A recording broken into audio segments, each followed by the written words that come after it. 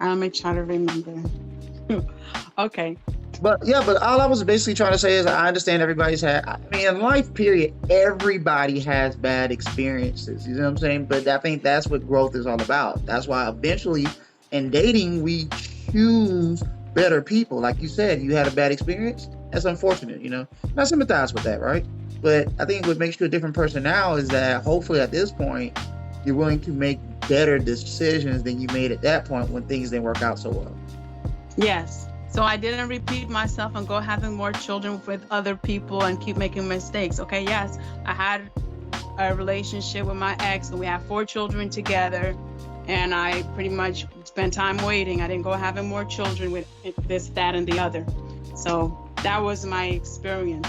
I don't quote unquote think black men are the biggest problem, but I do see where there's issues between the two, where they don't trust one another no more. It's not really so much that they really hate each other, but I think the two of them, it's more like a gamble. You know what? Should I gamble my life with this person? And But they think to them. But the reason why I'm worried about these conversations is because why not? But there are just as many black couples that do work, that do Mm-hmm. make it. I mean, obviously, I talk about you hear me talk about my marriage very often, but there are lots of black couples who are happy, who are in amazing relationships. It's like I always get weird because it's like why don't we talk about those guys? I mean, we talk about the bad ones. Why not talk about the good ones? Because the good ones exist, and a heck of a lot more of those good ones exist than most people know. Do exist, and they are there. They are there, and they should. I think they should be in the front line talking to people about how they worked it out. I And mean, as far as like celebrity couples, look at Jay-Z and Beyonce. Through everything they've been through, they still have a happy, healthy, and loving family. I mean, that's not somebody that I can look up to. I say them because they're somebody everybody knows. You know what I'm saying? Like if I say my Yeah, uncle who lives down the street, nobody knows my uncle who lives down the street, but who yeah. doesn't know Jay-Z and Beyonce? That's why I use them. Not saying that you should look up to them, but they're an example because you often hear, oh, I don't see a lot of examples of healthy black families in the community. Jay-Z and Beyonce. They've been together Yeah, since 2001. They've been together yeah, 22 years now. yeah. Being that with their reputation, all they have that going on, I don't know what they're doing behind closed But they're doors. still married. I think that's But the yeah, key at the end of the day. definitely they're still married, and even today, I can't really focus my attention on other someone's relationship because many of them, we don't know what happens behind closed doors, even though they are still together. And that's what happens when we continue to look at other people's relationship and not focus on your own. Well, I you think. have to, right? Because the reason why my marriage lasted so long is because I had to learn from somebody else. Mhm. How do you think most women learn to be good wives? They didn't wake up one day, came out the womb and like, I'm ready to be a wife. No, you have to learn We from learn from our people. parents. You We learn from nobody. not just your I never parents, learned. but my uncle, my school. I had school teachers, black men who were married 20 some years. That's why when I hear people say, "Well, you shouldn't look at other people's relationships," well, you're crazy. Where do you think you get this? Where do you think you get the experience from? Seeing Yeah. other people do it right, and then you learn how to do it right. Yeah, okay. My experience of who is good, I would say my dad. If there's anybody, I'll say my dad is a good person. You know. Now, when I'm looking at other person, he stands out. That's special, and I'm not gonna think somebody else is special like that. That's a special.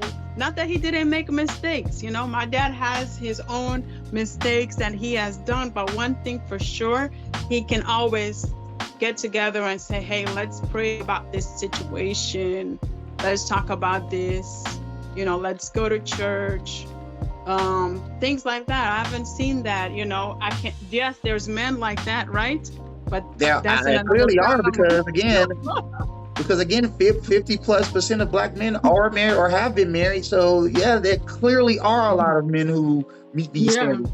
Over 100,000 men got married in Atlanta last year alone.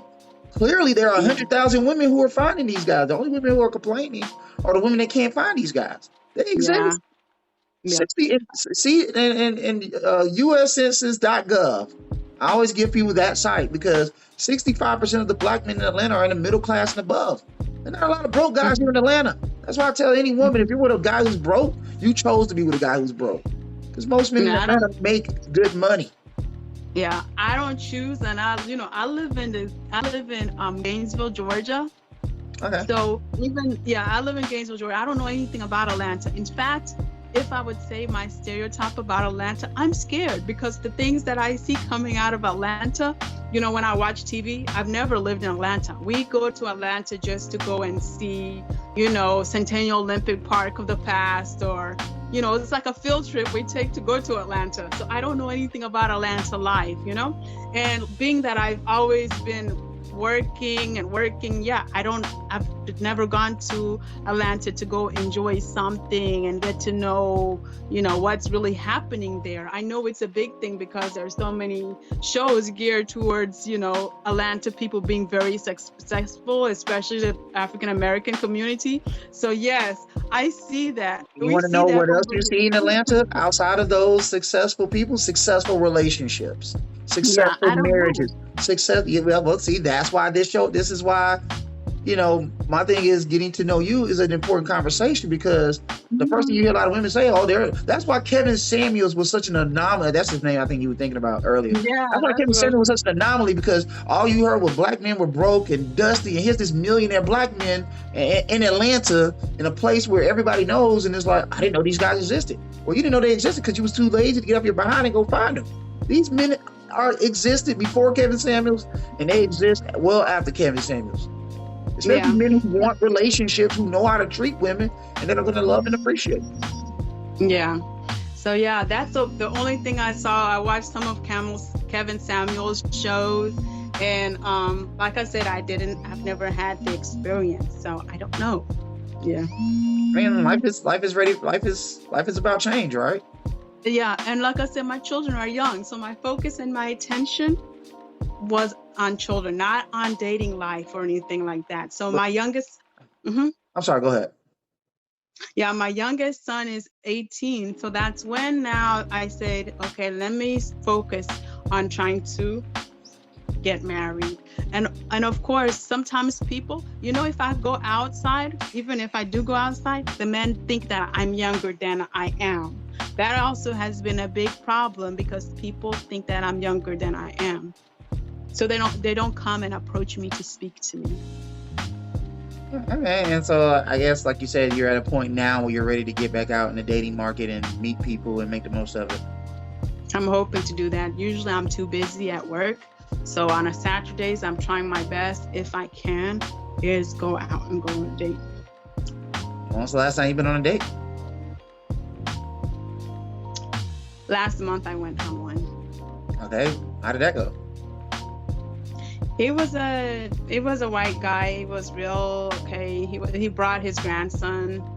We went to the park. We went to the park and I fed the ducks. He came to my town, so I took him to a park close to town. We fed ducks. Then he said, okay, where do you want to go to eat? I said, okay, we have this young guy, so let's take him to Stevie B's. So we went to Stevie B's. We played with the arcade games and so on. Yeah. I mean, is he somebody that you plan on seeing more or plan on seeing again? No, I don't want to see him like that again. What happened specifically? I think our personalities don't match. Very rarely do people personalities match in happy marriages.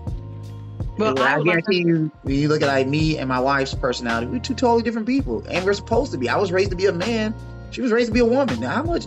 I don't know if most women understand how much you guys think that you're supposed to have in common with men, considering we were raised and lived totally different lives and backgrounds. Men and women we're similar because we need each other. You see what I'm saying? Like black men and women, I need you. It's like hustling dope. I don't really care for the dope dealer. He might be an a-hole. But if he got what I need and I got, what I'm saying, it's like think of it like going into a grocery store. I don't know who owns Kroger's. I just know that they sell what I need. You know what I'm saying? So to me, relationships are the same. Like men and women are not always going to be like, oh my gosh, we are 100% compatible. No, it's like I got what you need, you got what I need. We put it together, make it work, and hope and everybody be happy. Like an arranged marriage. Well, if you think about it, most of the world's